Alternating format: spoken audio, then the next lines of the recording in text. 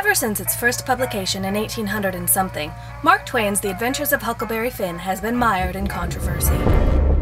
Librarians, like the sexy one in this picture, have been banning the book from their libraries for over a century. The librarian attempts to direct the young reader's interest into approved and worthwhile channels. The publisher New South Books is attempting to get the book back in schools and libraries by publishing a new version. In it, the word N-word is replaced by the word slave. The editor's reasoning behind this change is that the word N-word makes people feel uncomfortable, and that most high school teachers and even some college professors lack the skills necessary to teach the historical context in which the book was written, and to explain irony and how Twain was using it to make a satiric point against racism and slavery. And we think this editor has a point. It is a difficult book to teach. And I'm sure we can all agree that an educational environment is the last place we should be talking about, let alone teaching difficult subjects. In fact, we think the new version of Huck Finn doesn't go far enough. Replacing the word N-word with the word slave still makes us uncomfortable. Slavery was an ugly part of American history. And like the Holocaust, we can't even be sure it really happened.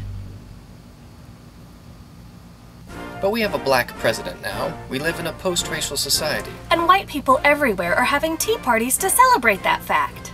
Do we even need to be talking about race anymore? We say no. Which is why we're developing our own version of The Adventures of Huckleberry Finn, where race doesn't even come up.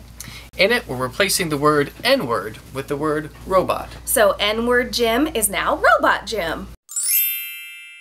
We still get all of Twain's themes about slavery, freedom, and all that stuff. Without having to confront the uncomfortable and frankly inconvenient facts about our nation's past. And honestly, kids are going to be more excited by a book about a boy and his robot than a boy and racism. Everybody wins. Especially the robots. So what are we actually going to do? Well, we're not just going to do a word search for the word N-word and replace it with the word robot. We're not? Well, yes we are. But that's not all we're going to do.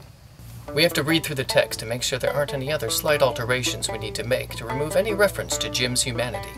Do we change all of Jim's dialogue from the dialect that Twain wrote into Fortran, C++, or Java? Or do we simply instruct readers to read the book with a more robotic-sounding tone? Is that you, Huck?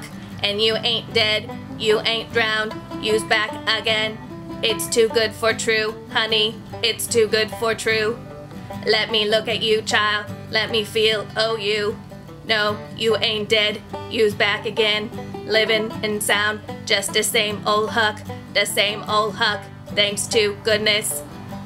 Our main goal is to raise enough money for a small print edition of the book so that people can have an actual physical copy to keep and enjoy, or donate to their local school or library. So that we can slowly get this new version to replace the old one, until such time as no one can remember a version without robots in it.